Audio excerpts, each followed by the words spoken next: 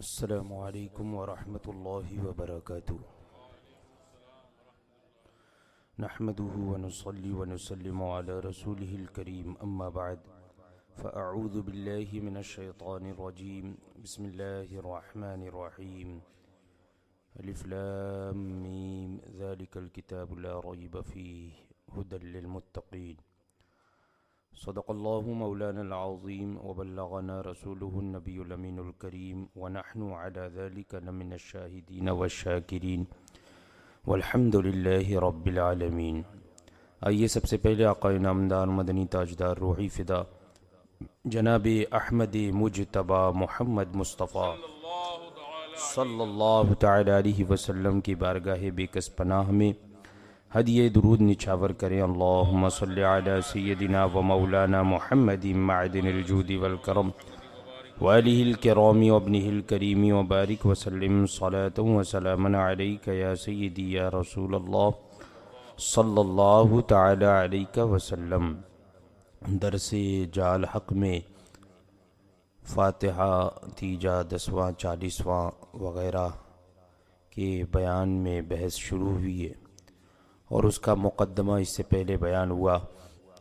پہلا باب آج شروع ہو رہا ہے فاتحے کے ثبوت میں۔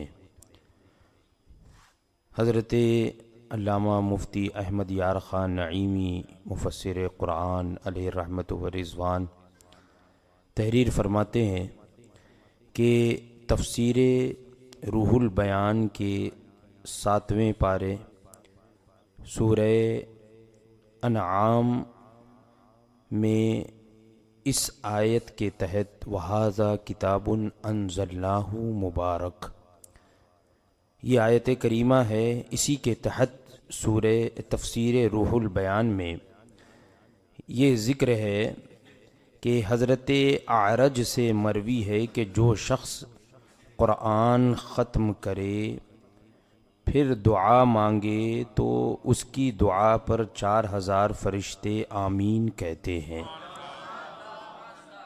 پھر اس کے لیے دعا کرتے رہتے ہیں، یعنی فرشتے دعا کرتے رہتے ہیں اور مغفرت مانگتے رہتے ہیں شام تک یا صبح تک۔ یعنی اگر کسی نے صبح ختم کیا تو شام تک، شام میں ختم کیا تو صبح تک اس کے لیے فرشتے دعا کرتے رہتے ہیں۔ اور یہی مضمون، یہی چیز، یہی عبارت امام نووی کی کتاب الاذکار کتاب تلاوت القرآن میں بھی ہے۔ تو فرماتے ہیں کہ معلوم ہوا کہ ختم قرآن کے وقت دعا قبول ہوتی ہے اور ایصال ثواب ہی دعا ہے۔ ایصال ثواب بھی ایک دعا ہے اور ختم قرآن کے وقت دعا قبول ہوتی ہے۔ تو عام طور پہ جو فاتحہ وغیرہ یا تیجا 40واں وغیرہ ہوتا ہے تو اس میں قرآن خوانی ہوتی ہے، ختم قرآن ہوتا ہے اور ختم قرآن کے وقت دعا قبول ہوتی ہے، تو اس کے بعد بھی دعا کی جاتی ہے اور دعا ہی ایصال ثواب ہے، لہٰذا اس وقت ختم پڑھنا بہتر ہے۔ اشعۃ اللمعات باب زیارت القبور میں ہے کہ میت کے مرنے کے بعد 7 روز تک صدقہ کیا جائے، 7 روز تک صدقہ کیا جائے۔ اور اسی اشعۃ اللمعات میں اسی باب میں ہے کہ بعض روایتوں میں آیا کہ جمعرات کو میت کی روح اپنے گھر آتی ہے اور دیکھتی ہے کہ اس کی طرف سے صدقہ لوگ کرتے ہیں یا نہیں کرتے، یعنی روح آتی ہے اور دیکھتی ہے کہ اس کی جانب سے لوگوں نے صدقہ کیا کر رہے ہیں یا نہیں۔ تو اس سے معلوم ہوا کہ بعض جگہ جو یہ رواج ہے کہ بعد موت 7 روز تک برابر روٹیاں یا کھانے وغیرہ خیرات کرتے ہیں اور ہمیشہ جمعرات کو فاتحہ کرتے ہیں، اس کی یہی اصل ہے، یہ اصل ہے۔ انوار ساتعہ صفحہ نمبر 145 اور حاشیہ خزانۃ الروایات میں ہے کہ حضور علیہ الصلوۃ والسلام نے سیدنا امیر حمزہ رضی اللہ تعالی عنہ کے لیے 3 اور 7ویں اور 40ویں دن اور 6 ماہ اور سال بھر بعد صدقہ فرمایا حضور نے۔ تو یہ جو روایت ہے یہ تیجا ششماہی برسی کی بھی اصل ہو گئی کہ عام طور پہ جو 3 دن کے بعد یا 40 دن کے بعد یا 6 مہینے کے بعد یا 1 سال کے بعد جو فاتحہ خوانی وغیرہ ہوتی ہے انتقال کے بعد، تو اس کی اصل یہ ہے۔ امام نووی نے کتاب الاذکار باب تلاوت القرآن میں فرمایا کہ حضرت انس بن مالک رضی اللہ تعالی عنہ ختم قرآن کے وقت اپنے گھر والوں کو جمع کر کے دعا مانگتے، گھر والوں کو جمع فرماتے۔ تو اس سے یہ پتہ چلا کہ قرآن خوانی کے لیے لوگوں کو بلانا، جمع کرنا اور پھر ایصال ثواب کرنا، دعا کرنا، یہ بھی حدیث سے ثابت ہے۔ حکم بن عتبہ فرماتے ہیں کہ ایک مجمع مجاہد اور عبدہ بن ابی لبابہ نے بلایا، ایک مجمع، ایک جماعت یعنی لوگوں کو دعوت دی، بلایا اور فرمایا کہ ہم نے تمہیں اس لیے بلایا ہے کہ آج ہم قرآن پاک ختم کر رہے ہیں اور ختم قرآن کے وقت دعا قبول ہوتی ہے۔ حضرت مجاہد سے بروایت صحیح منقول ہے کہ بزرگان دین ختم قرآن کے وقت مجمع کرتے تھے اور کہتے تھے کہ اس وقت رحمت نازل ہوتی ہے، لہٰذا تیجا چہلم کا اجتماع یہ سنت سلف ہے، یعنی اس وقت جو اجتماع کرنا، لوگوں کو جمع کر کے اور فاتحہ خوانی کرنا، ایصال ثواب کرنا، یہ سلف صالحین کی سنت ہے۔ در مختار بحث قراءت للمیت باب الدفن، اس میں ہے کہ حدیث میں ہے کہ جو شخص 11 بار سورہ اخلاص پڑھے پھر اس کا ثواب مردوں کو بخشے تو اس کو تمام مردوں کے برابر ثواب ملے گا، یعنی جن جن لوگوں کو ثواب بخشا ہے سب کے برابر اس کو ثواب ملے گا۔ شامی میں اسی جگہ ہے کہ جو ممکن ہو قرآن پڑھے، قرآن کی تلاوت کرے، جو بھی ممکن ہو، سورہ فاتحہ، سورہ بقر کی اول آیات اور آیت الکرسی اور آمن الرسول اور سورہ یاسین، سورہ ملک، سورہ تکاثر اور سورہ اخلاص 12 یا 11 یا 7 یا 3 دفعہ پڑھے، پھر یہ کہے کہ یا اللہ جو کچھ میں نے پڑھا اس کا ثواب فلاں کو یا فلاں کو پہنچا، تو یہ فرماتے ہیں کہ اس کے بعد یہ دعا کرے، یعنی یہ تمام صورتیں پڑھ کر سورہ بقر کی اول اور آخری والی، اول کی شروع کی 3 آیتیں، آخر کی 3 آیتیں یا آمن الرسول اور آیت الکرسی، سورہ تکاثر، سورہ ملک وغیرہ، سورہ یاسین، یہ تمام چیزیں پڑھے اور پڑھنے کے بعد پھر فرماتے ہیں کہ اس طرح دعا کہے کہ یا اللہ جو کچھ میں نے پڑھا اس کا ثواب فلاں کو یا فلاں کو پہنچا دے، ہے نا۔ تو اس طرح ایصال ثواب کی جو ہے وہ اصل اور اس کا ثبوت یہ سلف صالحین اور ان کی روایات سے ثابت ہے۔ فرماتے ہیں ان عبارات میں فاتحہ مروجہ کا پورا طریقہ بتایا گیا، یعنی جس طرح سے ہم فاتحہ کرتے ہیں اس کا تو طریقہ یہاں پر بتایا گیا۔ یعنی ہم کیا کرتے ہیں فاتحہ کے وقت؟ مختلف جگہ سے قرآن پڑھنا، پھر ایصال ثواب کی دعا کرنا اور دعا میں ہاتھ اٹھانا، یہ سب سنت ہے، لہٰذا ہاتھ اٹھائے غرضے کے فاتحہ مروجہ پوری ثابت ہوئی، یعنی ہم جس طرح فاتحہ کرتے ہیں یہ ہمارا پیدا کیا ہوا یا بنایا ہوا نہیں ہے، بلکہ پورا کا پورا جس طرح سے ہم کرتے ہیں وہ سلف صالحین سے ثابت ہے۔ فتاوی عزیزیہ صفحہ نمبر 75 میں ہے کہ جس کھانے پر حضرات حسنین کریمین کی نیاز کریں اس پر قل اور فاتحہ اور درود پڑھنا باعث برکت ہے اور اس کا کھانا بہت اچھا ہے۔ اور اسی فتاوی عزیزیہ صفحہ نمبر 41 میں ہے کہ اگر دودھ مالیدہ کسی بزرگ کی فاتحے کے لیے ایصال ثواب کی نیت سے پکا کر کھلاوے تو جائز ہے، اس میں کوئی مضائقہ نہیں ہے۔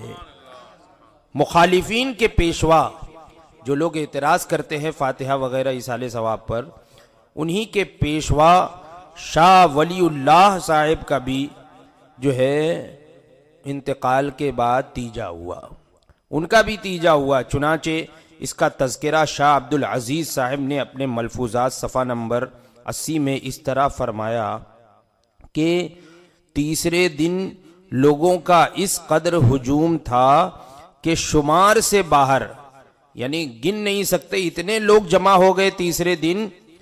81 ختم کلام اللہ شمار میں آئے اور زیادہ بھی ہوئے ہوں گے، کلمہ طیبہ کا تو اندازہ نہیں۔ تو اس سے تیجے کا ہونا اور اس میں ختم کلام اللہ کرنا ثابت ہوا۔ مخالفین کے پیشواؤں کے انتقال کے وقت جو ہے وہ یہ ثابت ہوا۔ اسی طرح جو مدرسہ دیوبند کا بانی قاسم نانوتوی، تو تحذیر الناس صفحہ نمبر 24 پر یہ قاسم نانوتوی لکھتے ہیں کہ آپ نے جنید کے کسی مرد کا رنگ یکا یک متغیر ہو گیا، تو آپ نے سبب پوچھا، تو بروئے مکاشفہ اس نے یہ کہا کہ اپنی ماں کو دوزخ میں دیکھتا ہوں۔ تو حضرت جنید نے 1,05,000 بار کلمہ پڑھا تھا، یوں سمجھ کر کہ بعض روایات میں اس قدر کلمے کے ثواب پر وعدہ مغفرت ہے۔ آپ نے جی ہی جی میں اس مرید کی ماں کو بخش دیا اور اس کو اطلاع نہ دی۔ بخشتے ہی کیا دیکھتے ہیں کہ وہ جوان خوش ہو گیا، حشاش بشاش ہے۔ آپ نے سبب پوچھا، اس نے عرض کیا کہ اپنی ماں کو اب جنت میں دیکھتا ہوں۔ تو آپ نے اس پر یہ فرمایا کہ اس جوان کے مکاشفے کی صحت تو مجھ کو حدیث سے معلوم ہو گئی، یعنی اس جوان پر سب کچھ کھل رہا ہے، ظاہر ہو رہا ہے کہ اس کی ماں کہاں پر ہے، جہنم میں ہے کہ جنت میں ہے، عذاب ہو رہا ہے کہ نیکیاں مل رہی ہیں۔ تو اس میں ذکر ہے کہ مجھ کو حدیث سے معلوم ہوئی اور حدیث کی تصحیح اس کے مکاشفے سے ہو گئی، یعنی حدیث میں جو یہ فرمایا گیا ہے کہ اتنی مرتبہ اگر کلمہ پڑھو تو مغفرت ہو جاتی ہے، تو اس کی بھی تصحیح ہو گئی۔ تو اس عبارت سے معلوم ہوا کہ کلمہ طیبہ 1,05,000 بخشنے سے مردے کی بخشش کی امید ہے، اور تیجے میں چنوں پر بھی یہی پڑھا جاتا ہے، یعنی چاہے چنا ہو کہ کھانا ہو، تیجے میں یہ عام طور پہ پڑھا جاتا ہے۔ تو فرماتے ہیں ان تمام عبارات سے فاتحہ اور تیجا وغیرہ کے تمام مراسم کا جواز معلوم ہوا۔ فاتحے میں 5 آیت پڑھنا، پھر ایصال ثواب کے لیے ہاتھ اٹھا کر دعا کرنا، تیجے کے دن قرآن خوانی، کلمہ شریف کا ختم، کھانا پکا کر نیاز کرنا، یہ سب معلوم ہو گیا۔ صرف ایک بات باقی ہے، کیا؟ کہ کھانا سامنے رکھ کر ہاتھ اٹھا کر دعا مانگنا، یہ باقی رہ گیا۔ تو اس کے متعلق مختلف رواج ہیں۔ کاٹھیا واڑ میں تو اولاً کھانا فقراء کو کھلا دیتے ہیں، پھر بعد میں ایصال ثواب کرتے ہیں، یعنی پہلے کھلا دیتے ہیں فقیروں کو، پھر ایصال ثواب کرتے ہیں۔ اور یو پی، پنجاب اور عرب شریف میں کھانا سامنے رکھ کر ایصال ثواب کراتے ہیں، پھر اس کے بعد کھلاتے ہیں۔ یہ دونوں طرح جائز ہے اور احادیث سے ثابت ہے۔ مشکات شریف میں بھی بہت سی روایات موجود ہیں کہ حضور علیہ الصلاۃ والسلام نے کھانا ملاحظہ فرما کر صاحب طعام کے لیے دعا فرمائی، یعنی کھانے سامنے رکھ کر اور صاحب طعام کھانے والے کے لیے دعا فرمائی، بلکہ حکم دیا کہ دعوت کھا کر میزبان کو دعا کرو، میزبان کو دعا دو۔ اسی طرح مشکات باب آداب الطعام صفحہ نمبر 365 میں ہے کہ حضور علیہ الصلاۃ والسلام جب کھانے سے فارغ ہوتے تو فرماتے الحمدللہ حمدا کثیرا طیبا مبارکا فیہ غیر مکفی ولا مودع ولا مستغنى عنہ ربنا۔ یہ دعا فرماتے، یعنی اللہ کی حمد بیان فرماتے اور دعا فرماتے، تو جس سے معلوم ہوا کہ کھانے کے بعد 2 چیزیں مسنون ہیں، حمد الہی اللہ کی حمد بیان کرنا، اور اسی میں دعا بھی ہے کس کے لیے؟ صاحب طعام کے لیے، یعنی کھانے والے، کھانا کھلانے والے کے لیے دعا کرنا، یہ بھی حدیث سے ثابت ہوا۔ اور فاتحے میں یہ دونوں باتیں موجود ہوتی ہیں، فاتحے میں بھی یہی دونوں باتیں موجود ہوتی ہیں۔ الحمد شریف بھی پڑھتے ہیں، اللہ کی حمد بھی بیان کرتے ہیں، حمد و ثنا بھی کرتے ہیں، اور جو ہے وہ میت کے لیے دعائے مغفرت بھی کی جاتی ہے۔ اور غالباً اس قدر کا انکار مخالفین میں بھی نہیں کرتے ہوں گے، یعنی اتنا تو مخالفین بھی اس کا انکار نہیں کریں گے۔ اب رہا کھانا سامنے رکھ کر ہاتھ اٹھا کر دعا کرنا، تو اس کی بہت سی احادیث آئی ہے۔ مشکات شریف باب المعجزات فصل دوم میں ہے کہ حضرت ابو ہریرہ رضی اللہ تعالیٰ عنہ فرماتے ہیں کہ میں کچھ خرمے حضور علیہ الصلوۃ والسلام کی خدمت میں لایا اور عرض کیا کہ اس کے لیے دعائے برکت فرما دے، تو حدیث پاک کے الفاظ ہیں فَضَمَّهُنَّ ثُمَّ دَعَا لِي فِيهِنَّ بِالْبَرَكَةِ، کہ حضور اقدس صلی اللہ تعالی علیہ وسلم نے ان کو ملایا اور دعائے برکت دی، دعائے برکت فرمائی۔ مشکات باب المعجزات فصل اول صفحہ نمبر 538 میں ہے کہ غزوہ تبوک میں لشکر اسلام میں کھانے کی کمی ہو گئی۔ حضور علیہ الصلوۃ والسلام نے تمام اہل لشکر کو حکم دیا کہ جو خود جس کے پاس ہو لاؤ۔ سب حضرات کچھ نہ کچھ لائے، دسترخوان بچھایا گیا، اس پر یہ سب رکھا گیا۔ فدعا رسول اللہ صلی اللہ تعالی علیہ وسلم بالبرکۃ ثم قال خذوا فی اوعیتکم، تو اس پر حضور نے دعا فرمائی اور پھر حضور نے فرمایا کہ اب اس کو اپنے برتنوں میں رکھ لو۔ حضور نے دعا فرمائی برکت کی اور پھر فرمایا کہ اس کو اپنے برتنوں میں رکھ لو۔ اسی مشکات کے اسی باب میں ہے کہ حضور علیہ الصلوۃ والسلام نے حضرت زینب رضی اللہ تعالی عنہا سے نکاح کیا۔ حضرت ام سلیم نے کچھ کھانا بطور ولیمہ پکایا، لیکن بہت لوگوں کو بلایا گیا۔ فرأیت النبی صلی اللہ تعالی علیہ وسلم وضع یدہ علی تلک الحیثۃ وتکلم بما شاء اللہ، تو اس کھانے پر حضور اقدس صلی اللہ تعالی علیہ وسلم نے دست مبارک رکھ کر کچھ پڑھا اس پر رکھ کر، یعنی سامنے رکھ کر حضور نے کچھ تلاوت فرمایا۔ تو اس سے ثابت ہوا حدیث پاک سے کہ کھانا سامنے رکھ کر اور کچھ پڑھنا یا دعا کرنا، یہ بھی حدیث سے ثابت ہے۔ اسی مشکات اسی باب میں ہے کہ حضرت جابر رضی اللہ تعالیٰ عنہ نے غزوہ خندق کے دن کچھ تھوڑا کھانا پکا کر حضور علیہ الصلوۃ والسلام کی دعوت کی۔ حضور علیہ الصلوۃ والسلام ان کے مکان میں تشریف لائے۔ فأخرجت له عجینا فبصق فیہ وبارک، آپ کے سامنے گندھا آٹا پیش کیا گیا تو اس میں حضور نے لعاب شریف ڈالا اور دعائے برکت فرمائی۔ تو اس قسم کی بہت سی روایات پیش کی جا سکتی ہے، لیکن فرماتے ہیں مگر اتنے پر کفایت کرتا ہوں، یعنی اتنا ہی سمجھنے والے کے لیے، سمجھدار کے لیے کافی ہے۔ اتنا ہی کافی ہے کہ سامنے کھانا رکھ کر اور تلاوت کرنا، کچھ پڑھنا، یہ باعث اجر و ثواب اور باعث برکت اور احادیث کریمہ سے ثابت ہے۔ اب فاتحے کے تمام اجزاء بخوبی ثابت ہو گئے والحمدللہ، یعنی اب احادیث کریمہ اور سلف صالحین کے اقوال اور ان کے افعال سے الحمدللہ فاتحے کے تمام اجزاء اچھی طرح ثابت ہو گئے، یعنی جتنی چیزیں فاتحے میں کی جاتی ہیں سب ثابت ہو گئی۔ اب فرماتے ہیں کہ اگر عقل سے بھی اگر سوچا جائے، عقلاً بھی فاتحے میں کوئی حرج نہیں، کیونکہ جیسا پہلے مقدمے میں عرض کیا جا چکا کہ فاتحہ دو عبادتوں کے مجموعے کا نام ہے، دو عبادتوں کے مجموعے کا نام ہے۔ مقدمے میں بیان ہوا تلاوت قرآن اور صدقہ، یعنی اس میں بدنی عبادت بھی ہے اور مالی عبادت، ان دونوں کے مجموعے کا نام ہے۔ اور جب یہ دونوں کام علیحدہ علیحدہ جائز ہیں تو ان کو جمع کرنا کیوں حرام ہوگا؟ جب الگ الگ یہ کام جائز ہیں تو جمع کر کے کرنا یہ کیوں جائز ہوگا؟ فرماتے ہیں کہ بریانی کھانا کہیں بھی ثابت نہیں مگر حلال ہے۔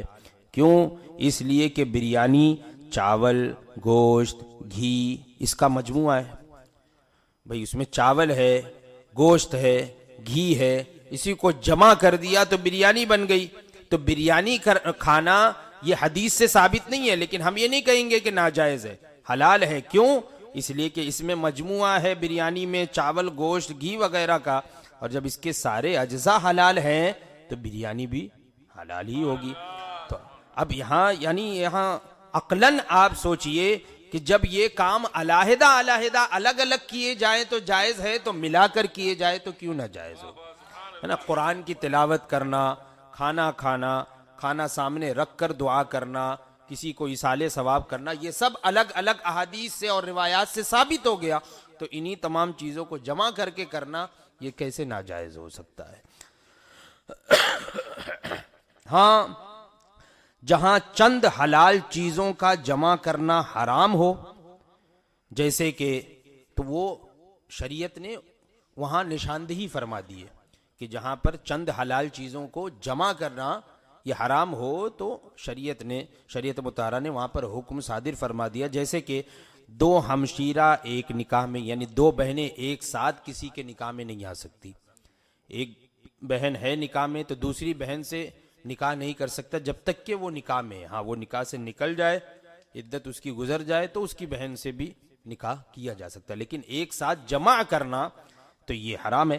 تو فرماتے جیسے کہ دو ہمشیرہ ایک نکاح میں، یا چند حلال چیزوں کے ملنے سے کوئی حرام چیز بن جائے، مثلاً مجموعے میں نشہ پیدا ہو گیا، یعنی کھانے کی چند چیزوں کو ملا دیا گیا اور اس کو اس طرح ملایا گیا کہ اس میں نشہ پیدا ہو جائے، تو یہ مجموعہ اس نشے کی وجہ سے، اس عارضے کی وجہ سے حرام ہوگا. یہاں قرآن کی تلاوت اور صدقہ جمع کرنا شریعت نے حرام نہیں کیا، اور ان کے اجتماع سے کوئی حرام چیز پیدا بھی نہ ہوئی، پھر یہ کام حرام کیوں ہوگا؟ پھر یہ کیسے حرام ہوگا؟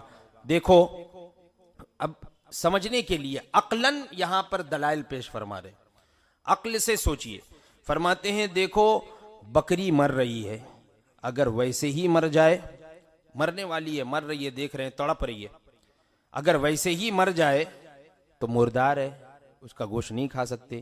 جہاں اللہ کا نام لے کر ذبح کر دیا تو حلال ہو جائے گی.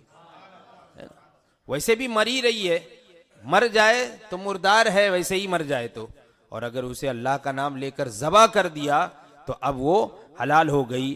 قرآن کریم تو مسلمانوں کے لیے رحمت اور شفا ہے نا. قرآن پاک فرماتا ہے شفاء و رحمت للمؤمنین. پھر اگر اس کی تلاوت کر دینے سے کھانا حرام ہو جائے تو قرآن رحمت کہاں رہا؟ زحمت ہو جائے گا. قرآن تو رحمت ہے، اور وہی قرآن کی تلاوت ہم کھانا سامنے رکھ کر رہے ہیں. تو فرماتے ہیں کہ اگر اس تلاوت کر دینے سے کھانا حرام ہو جائے تو قرآن رحمت کہاں رہا؟ زحمت ہوا. مگر ہاں، مومنین کے لیے رحمت ہے. قرآن نے کیا فرمایا؟ رحمت للمؤمنین، مومنوں کے لیے رحمت ہے، کفار کے لیے زحمت ہے نا. وَلَا يَزِيدُ الظَّالِمِينَ إِلَّا خَسَارًا. قرآن پاک ارشاد فرماتا ہے اس سے ظالم تو نقصان میں ہی رہتے ہیں، یعنی ظالموں کو نقصان ہی پہنچے گا، کافروں کو نقصان ہی پہنچے گا. فائدہ کس کو پہنچے گا؟ ایمان والوں کو. تو کہ اس کے پڑھے جانے سے کھانے سے محروم ہو گئے، یعنی ہم نے پڑھ دیا تو اب وہ لوگ اس سے محروم ہو جائے کہ ہم کیسے کھا سکتے ہیں، تو یہ کافر ہی زحمت میں رہ سکتے ہیں. نیز جس کے لیے دعا کرنا ہو اس کو سامنے رکھ کر دعا کرنا چاہیے.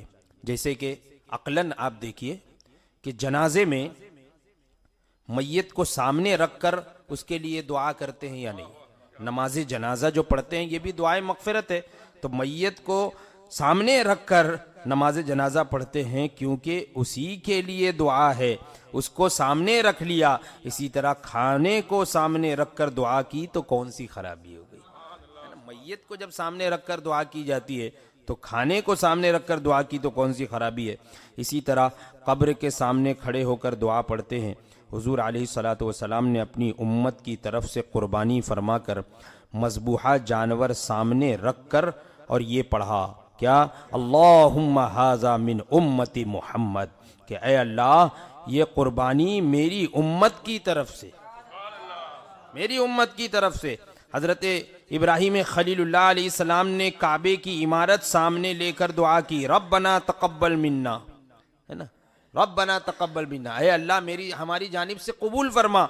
تو اب بھی عقیقے کا جانور سامنے رکھ کر ہی دعا پڑھی جاتی ہے۔ تو یہ سب چیزیں جب ثابت ہیں، فرماتے ہیں لہٰذا اگر فاتحے میں بھی کھانا سامنے رکھ کر ایصال ثواب ہو تو کیا حرج ہے نا۔ تو ایسے ہی کھانا کھانے سے پہلے کیا پڑھتے ہیں؟ بسم اللہ شریف پڑھتے ہیں۔ تو بسم اللہ سے کھانا شروع کرتے ہیں تو بسم اللہ بھی تو قرآن شریف کی آیت ہے نا۔ کھانا سامنے رہتا ہے اور بسم اللہ پڑھتے ہیں تو بسم اللہ بھی قرآن شریف کی آیت ہے۔ اگر کھانا سامنے رکھ کر قرآن پڑھنا منع ہو تو بسم اللہ پڑھنا بھی منع ہونا چاہیے، ہے نا، بسم اللہ پڑھ کر کھانا بھی منع ہونا چاہیے۔ فرماتے ہیں مانعین کے پیشوا بھی فاتحہ مروجہ کو جائز سمجھتے ہیں، یعنی جو لوگ منع کرتے ہیں ان کے پیشواؤں کو دیکھ لیجئے تو وہ بھی یہ جو مروجہ فاتحہ ہے، اس زمانے میں جس طرح فاتحہ کیا جاتا ہے تو اس کو جائز سمجھتے تھے وہ حضرات بھی۔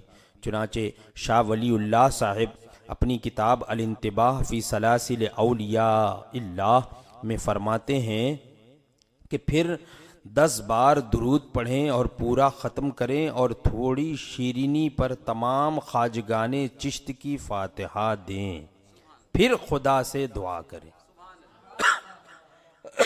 شاہ ولی اللہ صاحب زبدۃ النصائح صفحہ نمبر 132 پر ایک سوال کے جواب میں فرماتے ہیں کہ دودھ چاول کسی بزرگ کی فاتحے کے لیے ان کی روح کو ثواب پہنچانے کی نیت سے پکائیں اور کھائیں، اور اگر کسی بزرگ کی فاتحہ دی جائے تو مالداروں کو بھی کھانا جائز ہے نا۔ یہ شاہ ولی اللہ محدث دہلوی نے فرمایا ہے، اور یہ ان کے پیشوا ہیں، جو مانعین فاتحہ ہیں ان کے پیشوا ہیں۔ اسی طرح ان کے بڑے گرو گھنٹال جو ہیں اشرف علی اور رشید احمد گنگوہی وغیرہ، ان کے مرشد حاجی امداد اللہ صاحب، حاجی امداد اللہ، انہوں نے بھی فیصلہ ہفت مسئلہ میں یہ فرماتے ہیں کہ